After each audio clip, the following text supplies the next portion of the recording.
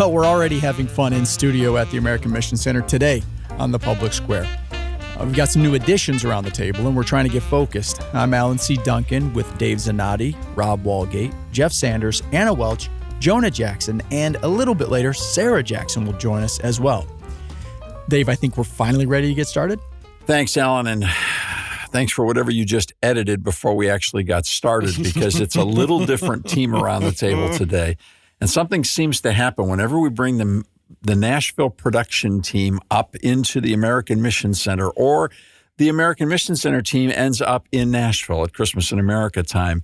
The creativity seems to flow off the table, on the room, through the walls, out the windows, and you can't keep up with any of it at the same time. Well, I haven't seen you have this hard a time in corralling a whole team in a while. To get on subject, and on top of that, it's summertime. Oh, don't even look at me, Jeff. And here's so that the listeners would understand. I got one guy doing Popeye impersonations at one side of the table, and the other guy doing Gandalf the Great.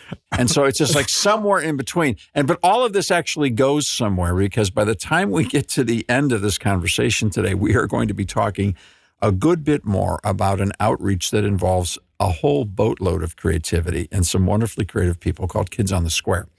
So that's kind of where we plan on getting to in the midst of this conversation. But before we get there, we want to start this conversation off with, it's summertime. Now, there's a lot of people who stop listening to their normal radio listening patterns in summertime because their behaviors change. They go on vacation, or someone's on vacation, or they're running kids to different places where they hadn't been before. And so things get shaken up. And so we tend to get, what was that I just said? Things get shaken up. We're 3 weeks into summer at the Walgate House, and I think everything's broken and disoriented and all over the place. Yes. Just everywhere. Things get shaken up. Understatement of the year. Yeah. So one of the ways that we used to try to respond as parents to keep some semblance of learned order in a household and a family through the summertime was what we did with Summer Book Club. Now, we also did Dad U, and Summer Book Club was usually a part of Dad U at Dad University. It's what it was, Tell us more about Dad University. Is that accredited? Do we have any graduates? I am a graduate of Dad U. Yes. Were you the star student also? Yeah, probably. Yeah. But not the favorite. Star student, yes, but not the favorite. Excuse me. Who's the favorite in the room? Wow. No names, please. No names, please. So part of that was Summer Book Club. And we should mention right from the get-go, if anyone wants to pick this up as a suggestion, it doesn't come cheaply if you have kids that are highly interested, because we paid them to read. Ah. That was a part of it. That's good money. Yeah, they got to pick, but we also and there was no cap. And now he's paying grandchildren to read in the summer. Have you experienced inflation over the years? Not only inflation, but there's generational inflation as well. We have one granddaughter that resides in the Fab Four of the granddaughters, and she, what did she hit? I can't remember how much she hit me for the other day. You up. Yeah, I mean, I'm $70 deep into here already in the summer. Oh, and these are chapter books. Can I sign up? Listen, she said to her dad the other day, Dad, she's 9 years old. She said, I want to get my own apartment. And he said, okay, honey. Well, why? I'm going to pay for that. She said, because that way I can read whenever I want and not be interrupted.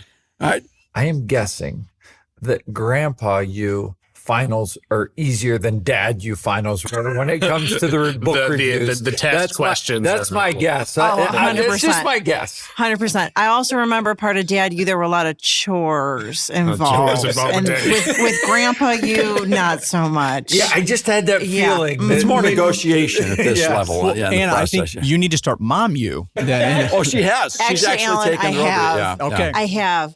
But I call it Camp Welch. That's nicer. I like that. It is nicer, and we do fun things. Mm-hmm. So no yard work, no cutting the grass. Oh, I guarantee you those kids are out toilets, there. Those kids are out there in the garden weeding, I'll guarantee. We do have chores, though, because that is important. My girls are learning how to do laundry this year. Good. Lots of other things. Yes. But we do a lot of fun things, too, and we call it Camp Welch. All right. Partly because my girls come home every school year going, oh, Mom, I want to go to this camp at school and this camp at school. And after the school year's done, me and Matt, all we want to do is have nothing to do with driving around to school. We love our school. That is nothing, I'm saying nothing bad about the school, but we need a little break, right? So I said, we're going to do our own camp. It's going to be called Camp Welch. And it was inspired by Dad U. However, but in my household growing up, camp was a 4-letter word. Well, it It CAMP. still is a 4-letter word. Last time I looked. If there's going to be camp, it's in the backyard. I put a tent up in the backyard. Yeah. I said, you want to go to camp there? There's a tent. Let's go. Oh, my gosh. That's where we're going. He actually wired electricity back to the camp. Oh, that's smart. Back to the tent. Okay. So we would actually watch movies out in the tent. Oh, that is cool. Which seems a little like, what's the word? Well, it was glamping. Yes. It wasn't camping, it was glamping. Therein came their love for Parent Trap. So I'm there. Okay. You all are describing more work for parents. See, I just dropped Ethan off at camp at time of this recording. My son is at a camp right now, Christian camp. He's going to be gone for a week. He's a little nervous about it. I'm a little nervous about it, but see, that's less work for parents. You drop them off, and then they can look after them for a week. Yeah. You know? Unless you're the worrying type, Alan, and then you're miserable for the whole week. Or you're the type A part that just, wants more work to do. That's good for you. That's good for you, though. Rachel just said last night, she said, our kids need camp. She was like, they need to go. They need to share things with others. They need to experience a little camp life. So I have a feeling if the Walgate kids, if it isn't later this summer, next summer, they're going to be at camp for a while. I never went to camp of any kind until I was 17 years old. And I went Was that when you went to the commie camp that year? The commie. But you were still a commie at that stage in your life. No. Well, yeah, I was a commie at that time. No, it was through Young Life, and it's still there. Oh, that's cool. Windy Gap in my brother went to that one. Weaverville, North Carolina. Went there for a ski camp, a bunch of Georgians going to a ski camp. That was hilarious. And then in my senior year, I went there for the summer and then a couple of more times. That was one of the best things that ever happened to me. Loved every minute of it. I love camp. I love VBS too. Well, VBS. Listen, now that's good because that's Sign definitely me up. One other thing. VBS is either I love it, or it was really the secret definition of Paul's thorn in the flesh. It's like that's kind of the spectrum on Vacation They have Bible made School. VBS so fun. Yeah. Like for this generation of kids. So fun. It really is. Yeah. So, it's the only thing that almost caused my wife and I to not get married was when I had to do a VBS and she agreed to partner with me. It was a very difficult experience. Anyhow, that's another story. Okay, what we want to talk about is summer book clubs. We don't have any time left now. Yeah, we want to talk about summer book clubs. We want to talk, and so I thought, well, since we want to talk about that, let's throw this right open to the panel, and I'm going to ask you, with no opportunity to defend yourself, what are you reading this summer? Oh, Lord. Alan Duncan, you get to go first. All right. Oh, wait, no, never mind. It's Chesterton, so it's okay. For the 300th time, Alan will be reading Orthodoxy. No, this book right here, I grabbed it off our library shelf here. I read this book called Made by Stephanie Land. Hard work, low pay, and a mother's will to survive. They made it into a Netflix show that I watched with my wife. Language warning, it is to have some language, but I wanted to read the actual book it was based on. And so this is about a single mom who works as a house cleaner and is just trying to make a better life for her and her daughter. And so it was a very interesting read. I just finished it. Chesterton approved. All right. And Jeff, what are you reading? Well, I'm a nerd, right? So I only read nerdy, boring things. And the father of a jarhead. Yeah, go ahead. Yes. Okay. So I am reading Fyodor Dostoevsky's Crime and Punishment. I'm reading Herman Melville's Moby Dick. Just started that, actually. I'm about 30 pages into it. It's amazing. Okay. You had me at Dostoevsky, but now you're adding... So, okay. And then wait. Let's War and Peace. No, I already finished. I finished that. It took me the Odyssey. Okay. I finished all that. I did. No, he's already ahead of you. Was that finishing or translating it? I wasn't sure. No. Okay. I am in the process of translating Xenophon's Anabasis out of the classical Greek. So, Rob, what are you reading? Some light reading. Rob is reading cereal boxes. So, how's those milk cartons going at your house? You want to know? Well, here's what is on our bookshelf that I got off, and I'm gonna start again. This is aspirational. I swear, I'm gonna start it. I've read it once, but we interviewed him a long time ago. And I'm sure when people come in our house, they look at it and they're like, what in the world is that? We talked about him in staff based on some articles that were floating around. It's Crazy for God by Frank Schaeffer. Oh, yeah.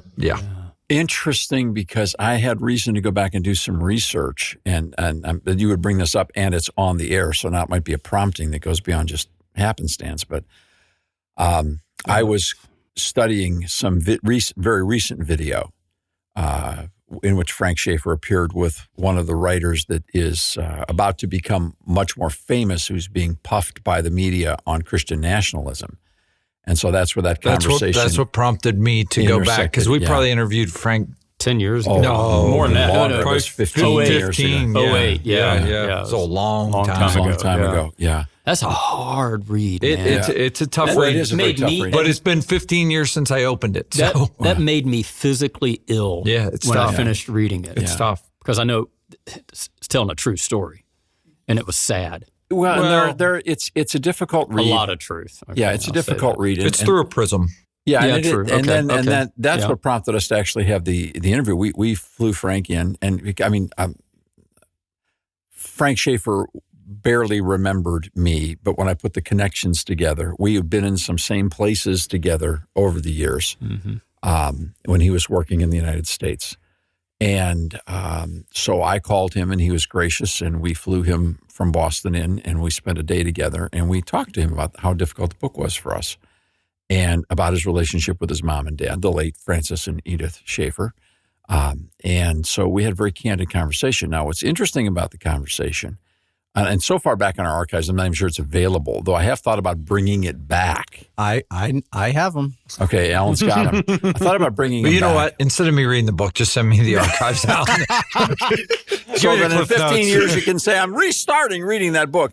But it was in trying not, I kind of just say this. When we were done with an entire day of conversations, it's put the book in much better context. And some of the hype about the son of the former evangelical philosopher, the late, who had now lost all faith and was a whistleblower on all that stuff kind of fell apart quite.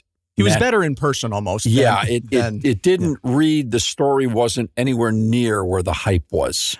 Yeah, I do get very uncomfortable. As a son, my dad's not as famous as Francis Schaeffer, but I couldn't imagine writing some sort of an expose sort of on my dad and mom as an adult. The whole thing, I just was uncomfortable with. Note to family members who might be listening or associated somewhere near this broadcast, I think Alan has the best approach on that.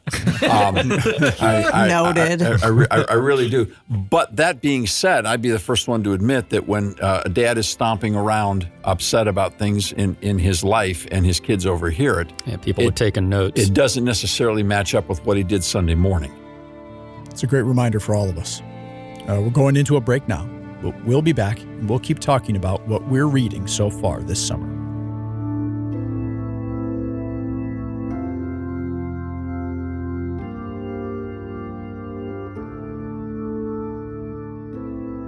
We will be right back for more on the Public Square.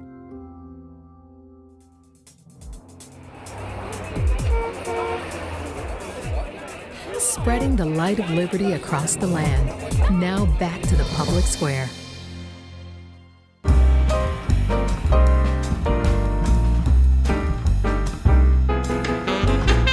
We're back in studio finding out what else is on our team's reading list. So, Jeff, we kind of, after you got off interpreting the Greek classics, we kind of left you in the dust there. So, but I do have one question. With respect. Yes. How many books are on your nightstand?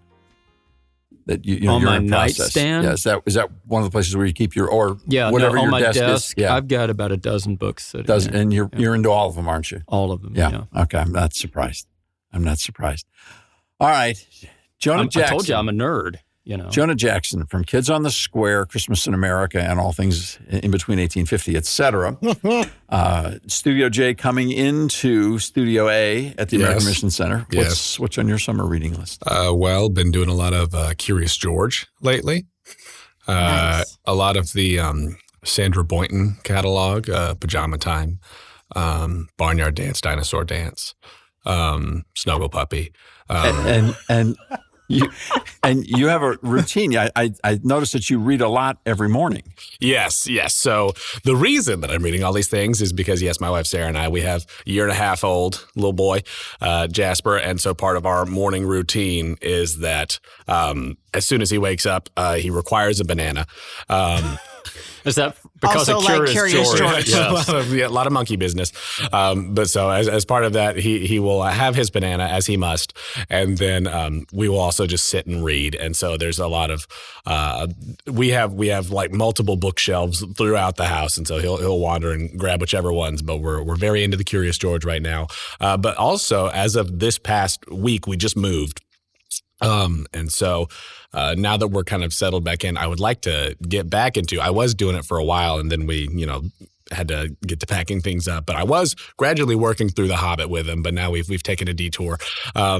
But this past week, since we moved in, we were unpacking books and things, and he, got his eyes and hands on this coffee table book of Jim Henson, The Works, which, goes through, all of his life and work and everything, but there's a lot of great pictures, and I would like to actually read it, but right now it's sort of just flip through so that he can see as many of the pictures as possible over the course of 15 to 20 minutes. Anna? Okay. I'm also like Jeff. She has a list. I have a list. Cool. Yeah. Cool. And one of them's a cheat. It's one book that I want to read, but my husband has to read it first because we only have one copy. No. So next on my list is called Free Range Kids: How Parents and Teachers Can Let Go and Let Grow. So I'm excited about that one. I'm also reading the Bible through the year. Yeah. So that's been really cool. This is homework and kind of feels like Dad You because it's not exactly a book I would pick up. Arabella Advisors is next on my finally, list. someone on our senior staff is acknowledging the fact that the assigned reading, I have it. all right, is being conducted. Have it. I looked at it. I looked at it. I haven't opened it up just yet. a few more episodes, and that Arabella show is coming up in the schedule, so everyone had best read fast. It's definitely not a book I would pick up on my own, so that one I'm going to have to grit through. This is awkward with your dad in the room, but my next book is How and When to Tell Your Kids About Sex. That's another book I'm reading. And lastly, I'm reading with my girls Little House on the Prairie. Oh, yeah. Those are great books. To add to Jonah's list, Cosmo Kramer has a great coffee table book about coffee tables if you're looking for another one. Excellent. I'll have to get my hands on that. Now that the intellectual credibility of this panel has been diminished significantly, part of Rob's a math guy. right, yeah. I don't know. I mean, you brought the puppet guy into the studio, and I don't know what you expected. Yes. Right. Yeah. Thank goodness that the voices stayed out for at least a little longer. We do have a principle that we believe in, that we are an idea that we have been working on since, it's probably been since we got started, but it's really been articulated and focused on since 2009. So for about the last 15 years, we have been talking a lot about restoring reading books. You say, okay, well, why? I mean, that's like the world is on fire, and we're in the midst of political discord and dialogue and crisis everywhere you turn. And you're a public policy organization. You're missionaries to America, and you're telling people we need to restore reading and restore reading books. How does that stop the great Chinese crisis of land purchasing? How does that stop George Soros from buying $400 million of assets in one of the biggest radio networks in the country? How does that change the presidential debates? All right, and you read books? Is that the best you've got to offer? If I educate myself beyond whatever I took in school, which wasn't a great education, I think, then I'm improving my ability to think, to reason, to use my imagination. Even though I don't like fiction, that's why I'm reading fiction on purpose, because it's making me think outside the box. And so when I see threats coming at me, I can call upon all of these reserves from the things that I've been reading to handle them better. I can remember when I started working here, I was handed 3 books to read before I started. Christianity and the Constitution, Defending the Declaration, and Good to Great by Jim Collins. I didn't just look at the pictures either. I read them all. Alan. No, mine just kind of jumps off of what Jeff said. We want people in positions of authority, people who wield some sort of power. We want these people to be well-read. We want ourselves to be well-read. We want our children to be well-read because it does help you think through certain situations. Rob and I just had a recent conversation on 1850 Main Street about Bill Gates and other billionaires wanting to spray aerosol into the air to block out the sun to prevent global warming. Well, if you've read some graphic novels, that's the plot of a graphic novel, and it doesn't go so well. It's also the plot of a film that got made off of that. So that's why sci-fi is one of the best genres, I think. C.S. Lewis has written it. So many greats have written it. It's kind of a warning. It's a canary in the coal mine type of a situation sometimes. All right, speaking thereof, is Tolkien's sci-fi just in old clothes? His is more. There's maybe think so. elements of it, but not necessarily. There's elements of it. Okay, I don't think so. Because his world is so different. No, yeah. I mean, because there's a difference between like science fiction and science fantasy.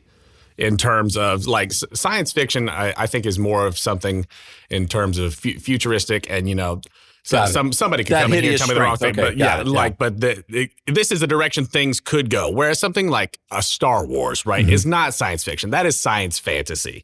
It's all like there's technology and things like that, but there's no real kind of reason. It might as well be magic for some of that stuff. Sure. The only thing I think where there might be a Venn diagram connection with your main question with Tolkien, he is writing, there's some subtext in the works that's sort of anti-industrial revolution or warning of some of the dangers coming with that. Like with the Scouring of the Shire. Yeah, so Sure. there's some stuff like that, but that's not used in the same way I think that science fiction is used. Okay. All right, so going back to why we read books.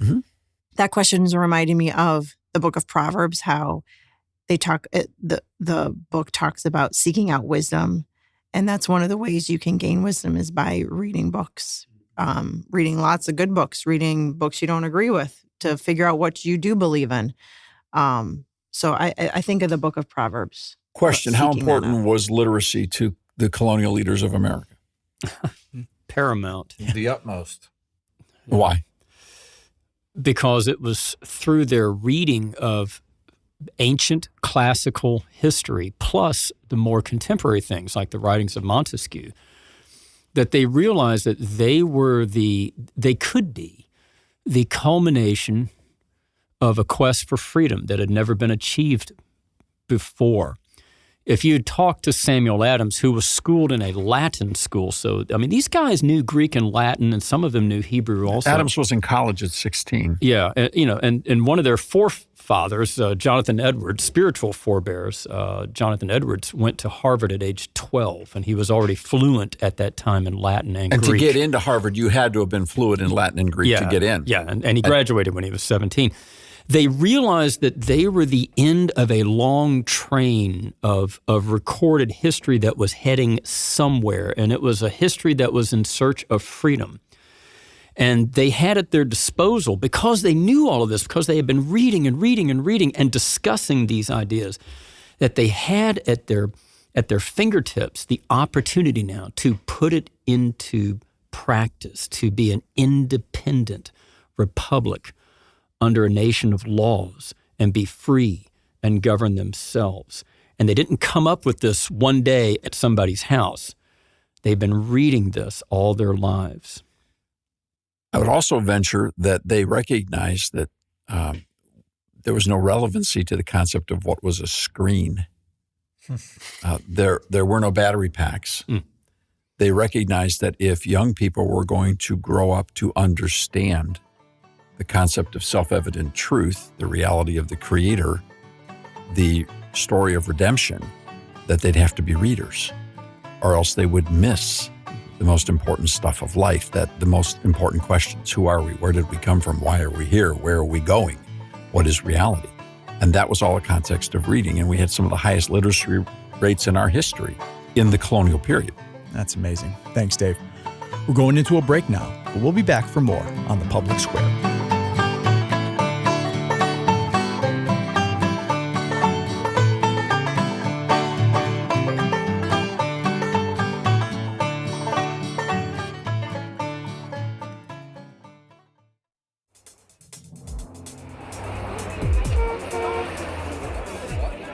Spreading the light of liberty across the land. Now back to the Public Square.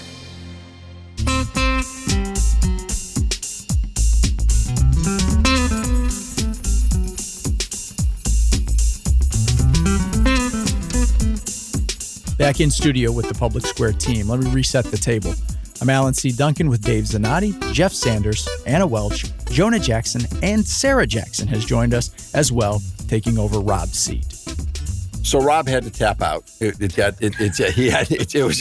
to his cereal box. Yes, there was way too many titles going through the room. We brought Sarah Jackson in, the partner of Jonah Jackson in the great effort of Kids on the Square, obviously the family, and the mother of Jasper, who's been discussed already, and who has been completely attributing with establishing his father's summer camp reading list. Oh, beautiful! And who is currently stuffing his face with mac and cheese? Okay, as we speak. As he must. And prior to that, Jasper came over. He almost shut the whole session down. He saw the one kill all button on. He was touching the power. He was like, "I'm going." So we had to just gently guide him away. Coming from a production family, he knew exactly what button to hit. Yeah, he was drawn to the control panel for sure. Yeah, he's pressed plenty of buttons in studio, Jay. Yeah. So Sarah, to be fair, what we did is we launched the idea of what are you reading this summer to the whole team, and we learned a lot. We've learned a lot. All right, today. So my question is now you're working on a summer reading. That's what a summer reading camp. It's just the summer reading edition episode of Kids on the Square. All right, so what are you doing?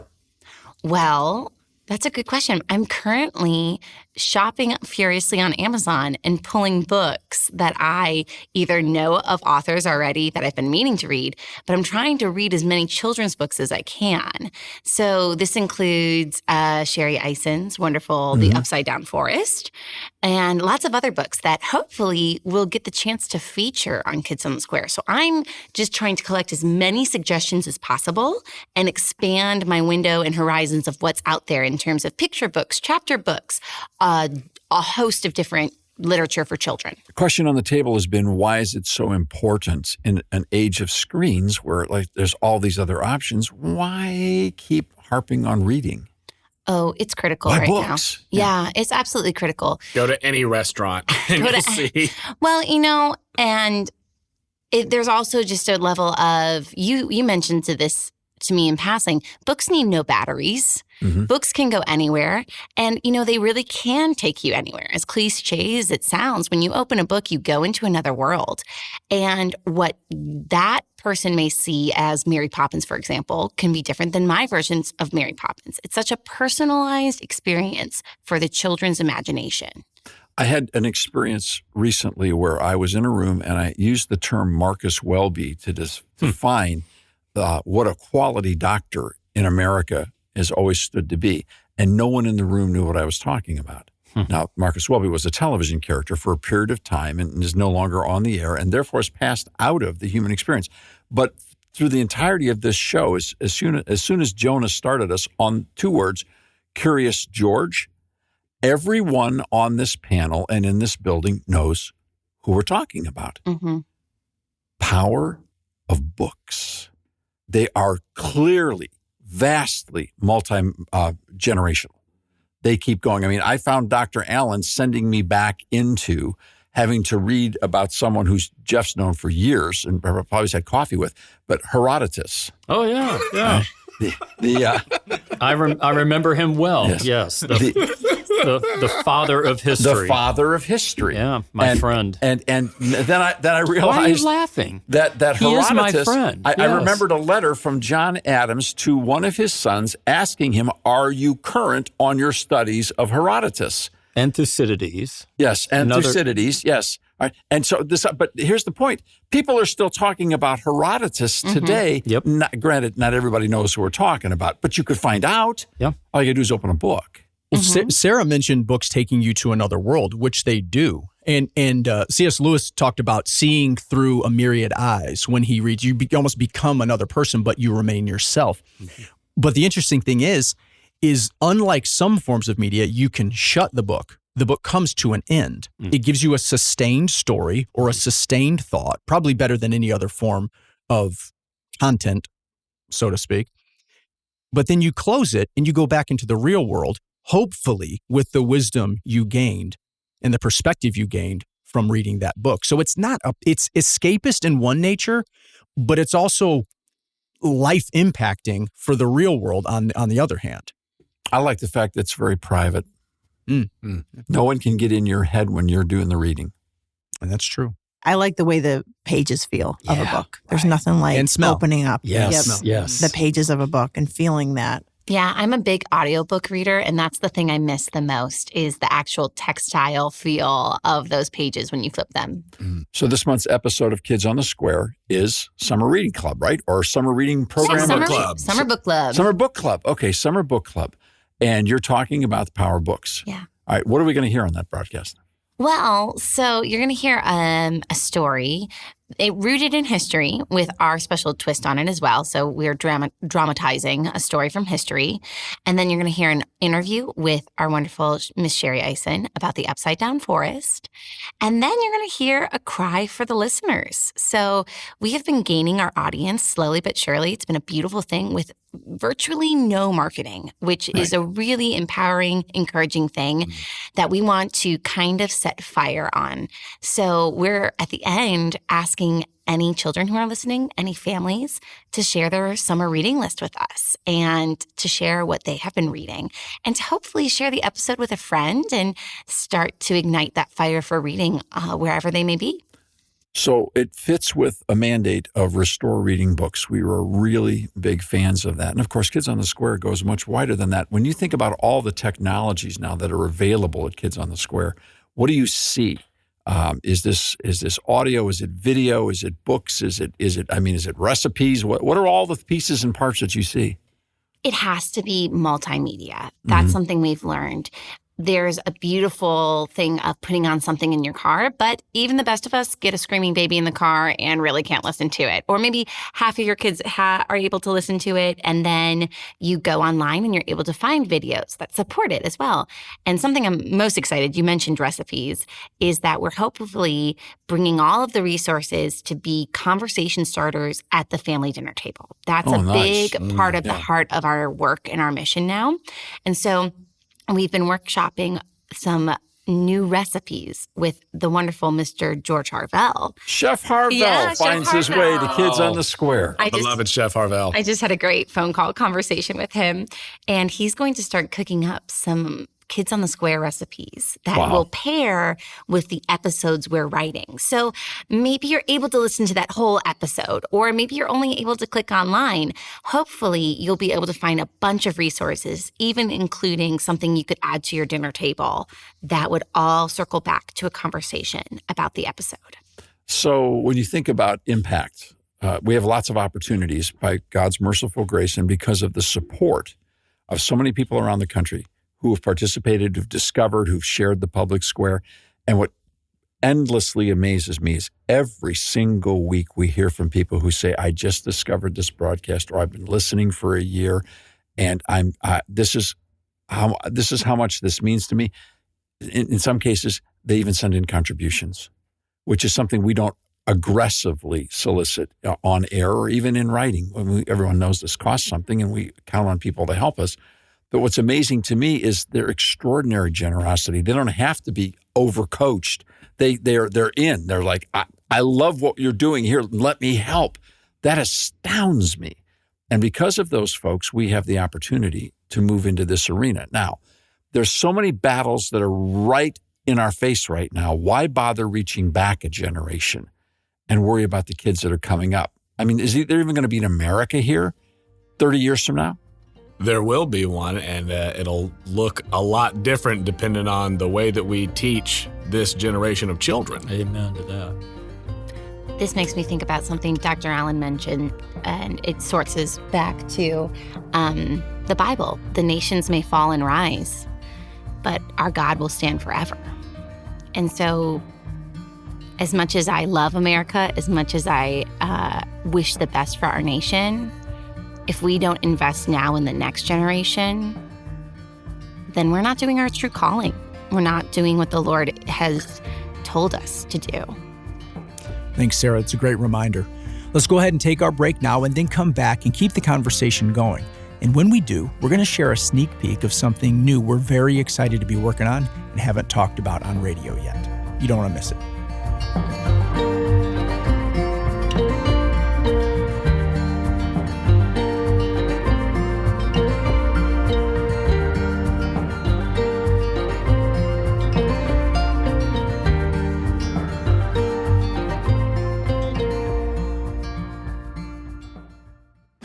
Have you heard Kids on the Square's newest episode, Summer Book Club? No homework! Well, we still have summer reading! What? Yeah, but that's part of the magic of summer. Nothing beats swaying in a hammock and reading a great book on a long summer day. I don't know. All the summer reading for school is boring. Join us for discoveries. This story takes place in Illinois a really long time ago, back in 1832. With all those books, who knows? You could start a library for this town. I'm sure the kids would love it. A special interview with author Sherry Eisen. Well, yes, I do spend a lot of time walking in the forest. That combined with love of animals and just God's creation, it is a peaceful place to be and very inspiring. And plenty of laughs. Could I use your well out in the back to give my lizard a drink? Oh, where did that even come from? Alex, I told you to keep your lizard in his jar. Kids on the Square aims to bless, encourage, and educate the next generation of American children by creating resources for families to connect and communicate in this digital era. So what are you waiting for? Grab a friend, share this episode with your family, and join us today at Kids on the Square.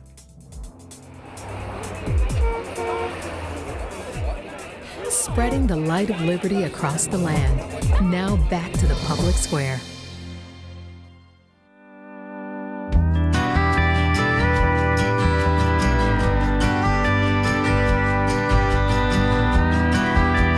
Dr. Allen's name's been mentioned a couple of times, and so it's time to bring out another little piece of this puzzle that involves the next generation, that involves reading books, that involves Kids on the Square, and the collaborative effort of everyone on this project, which is really exciting. And I hope, again, that people that are listening all over the country, all over the world, because of visiting us at thepublicsquare.com or visiting us on our mobile app, which means you can listen anywhere, anyplace, anytime, and certainly the people that listen on these fine stations who've been with us, in some cases, since 1989, every single day. And we thank God for every single person and every station. And we urge you to support them because this network of communication has always been vital to America. We talked about Sam Adams, and we could go to the committees of correspondence.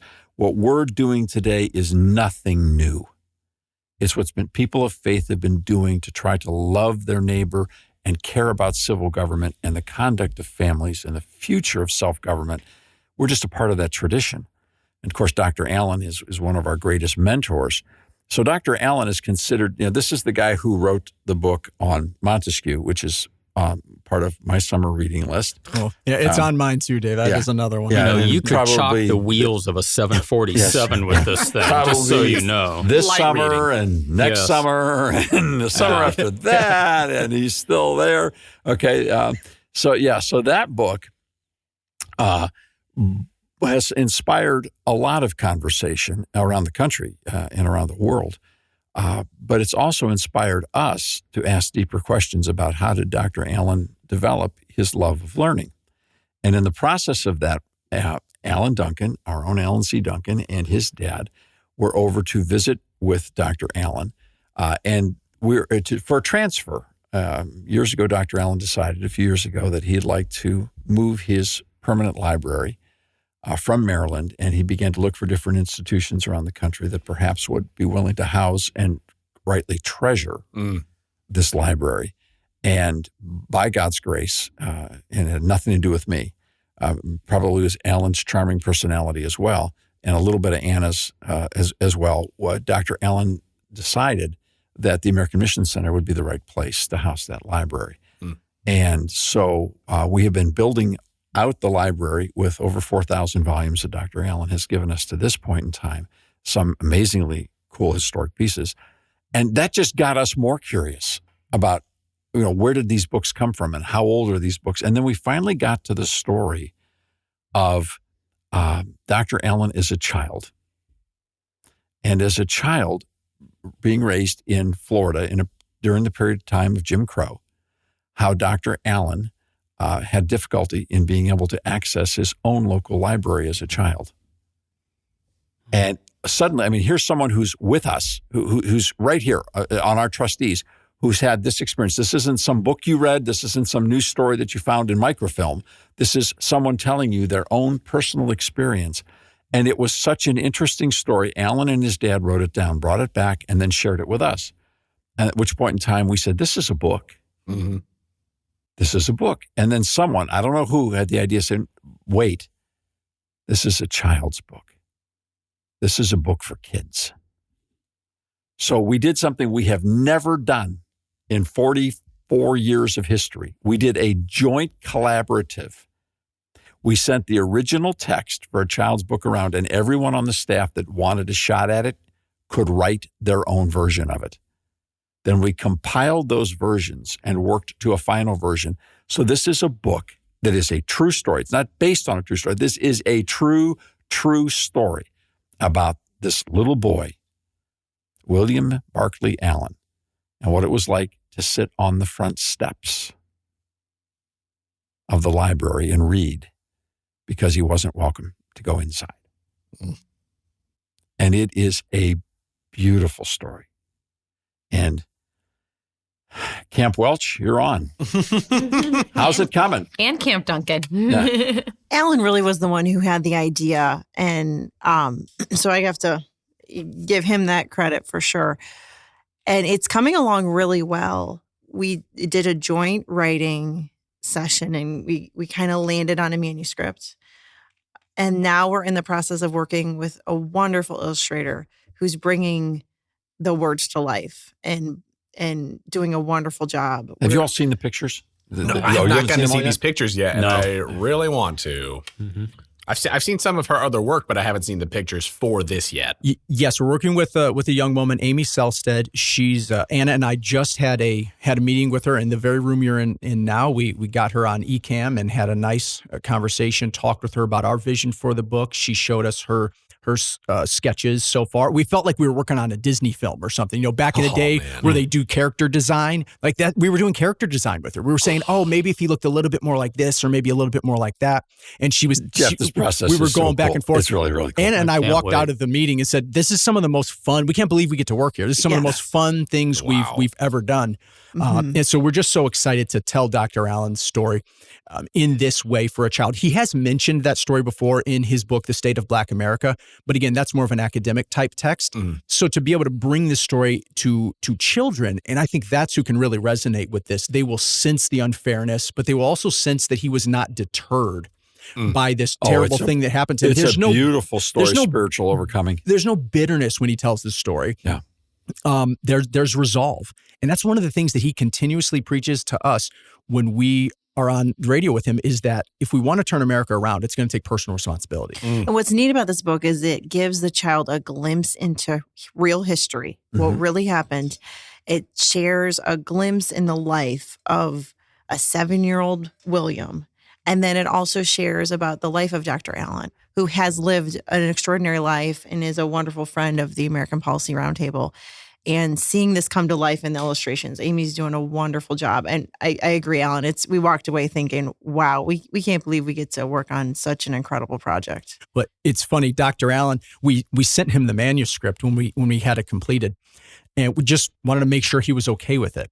And he gave us, Anna and I were talking about this the other day. He gave us, I think, the best compliment you could give the manuscript. He said, "You've been wonderfully restrained with the story." And so I thought from him, that's the perfect thing you want to hear. We're not trying to oversell it. We're not trying to go over the top. You were restrained and you told the story. We really want the child to just be able to draw conclusions and the parent to walk alongside that child. There's going to be info in the back talking about some historical things. We want that parent-child to really come to their own conclusions on it. I think one of the beautiful things about the truth of this story is it's not a story about someone being rescued. It's a story about someone overcoming. And it's a true spiritual journey of overcoming, and it's manifested in remarkable life. Now, if you don't know who W.B. Allen is, I'm sorry. We've been talking a lot about him, and we need to give you an opportunity to have a proper introduction. But he's one of our trustees. But William B. Allen is really, at this stage in America's life, he is the preeminent political philosopher right now in our country, who, particularly in regards to the founding and key characters of the founding, and probably America's greatest expert on George Washington living today. And he is a dear, dear friend. So you don't want to miss this book when it comes out. So when is it coming out? That's a great question. Uh-oh, wrong answer. We were going to ask you. Answer. Okay, we're hoping by Christmas you could have this in your homes. That's what we're hoping. That would be cool. At which point in time, someone with the title of CEO behind their name is going to say, "Hoping? It's got to be. Yeah. This has got to be a part of Kids on the Square for Christmas. It's got to be a part of Christmas in America." Dr. Allen has been featured on Kids on the Square already. I say it with restraint, as Dr. Allen said to us. Okay, I'm cautiously optimistic about it. What's been really cool, too, in this process has been emailing Dr. Allen and getting to know his childhood some more. Yes. That's been so neat. We've added some details to the illustrations based on his responses back to us. It's just been a gem to get to know what he was like as a boy and what his family was like and his precious parents. It's just been so wonderful. Especially as a mom, I've really enjoyed hearing what he's had to say. Yeah. Thanks, Anna. Let's take our final break and then come back and talk more about this special project. If your station leaves us now, hear the final segment on our free mobile app, The Public Square. Look for the lamppost.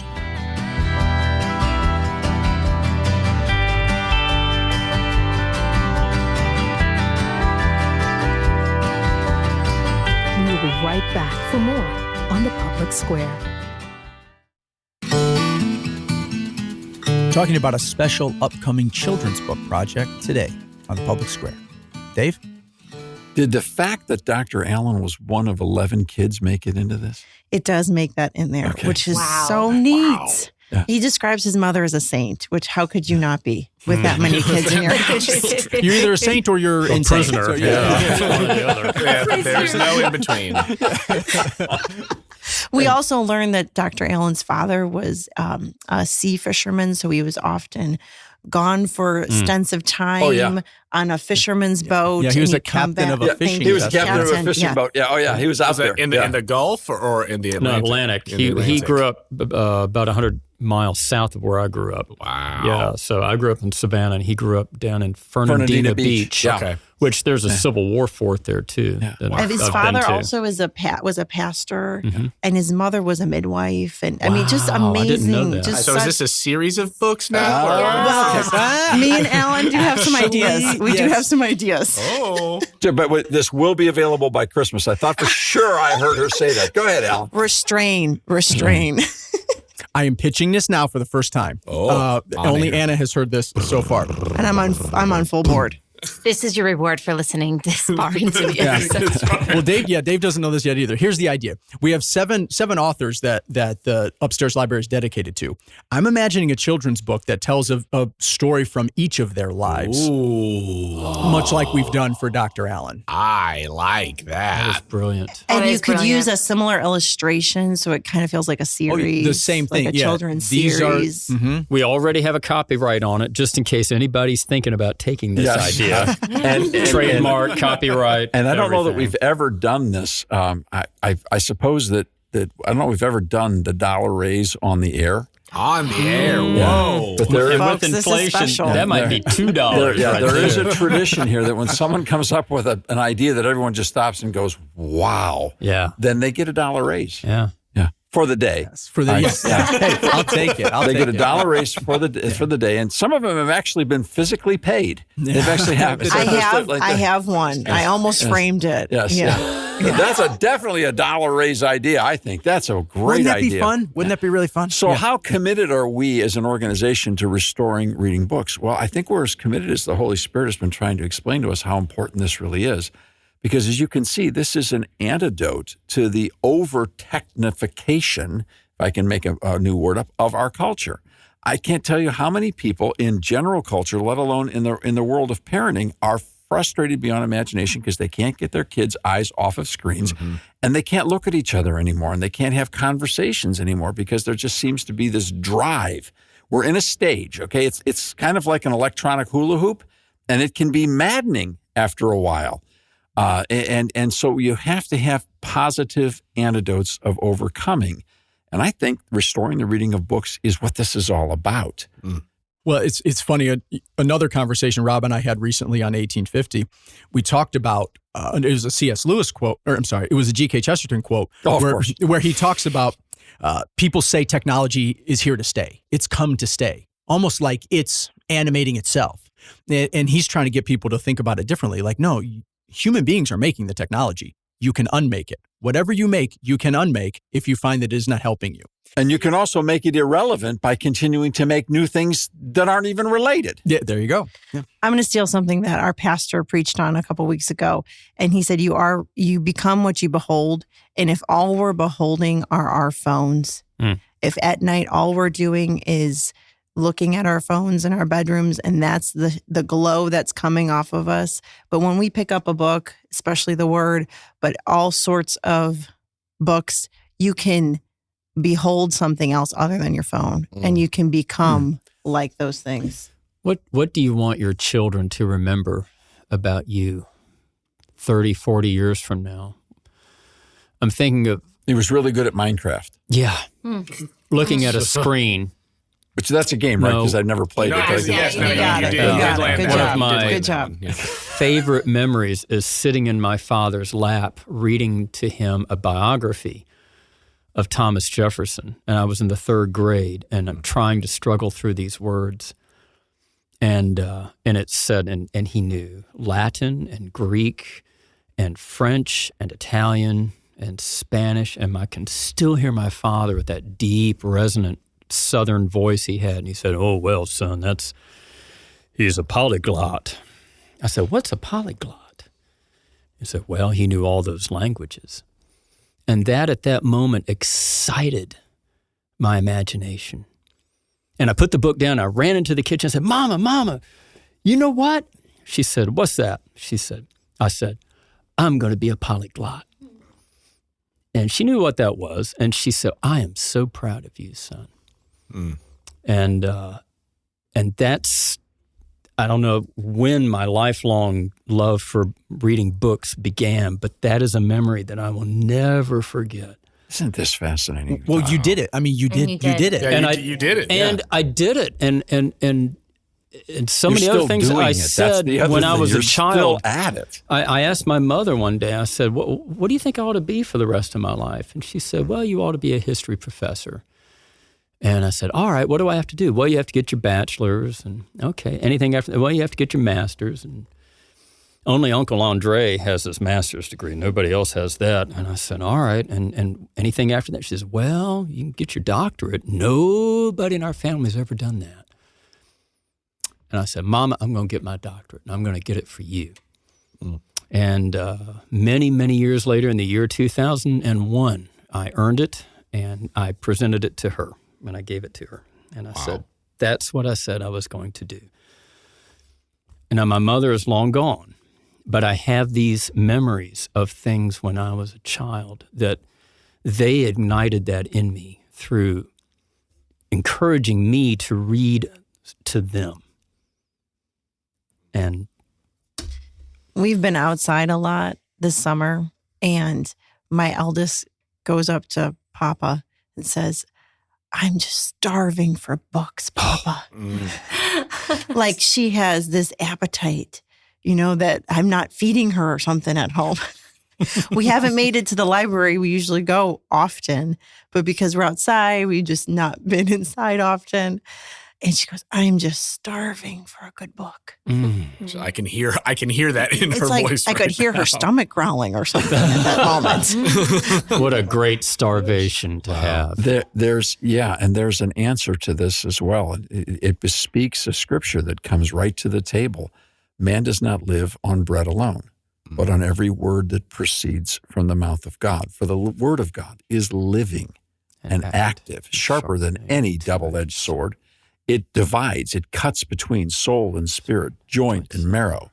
It discerns the thoughts and attitudes of the heart. There's one agency in the world, one entity in the world that is living and active. It is a life force. It is the very same force by which the words were spoken, let there be light. And all of creation began. And it's contained in the Bible. We have no idea how lives are transformed by just reading the Word of God to each other. And this was one of the reasons that the founders of our country were so desperately concerned that children be understanding how to read, is that they would have access to the living Word of God by which they believed our republic would be sustained. They knew they weren't smart enough. They knew they weren't strong enough, and they knew they were all temporary. They knew the only hope for the republic was that the truth that set us free would continue to keep us free. But that wouldn't happen if people didn't know how to read. So this is a long history of renewing the mind. Kids on the Square is something we are incredibly excited about. What's the episode title coming up this month? Summer Book Club. Summer Book Club. And I think Abe Lincoln even makes an appearance. Shh, that's a secret. Well, not anymore. But seriously, thanks, Sarah. Thanks, Jonah and Anna, for joining the familiar cast of characters on the Public Square today. Had a great time talking with you, and we have so many fun projects in the works this summer. So please do check out kidsonthesquare.com. Find the program on Apple Podcasts, Spotify, and iHeart. And we'll see you next time around the table on the Public Square. Thanks for listening.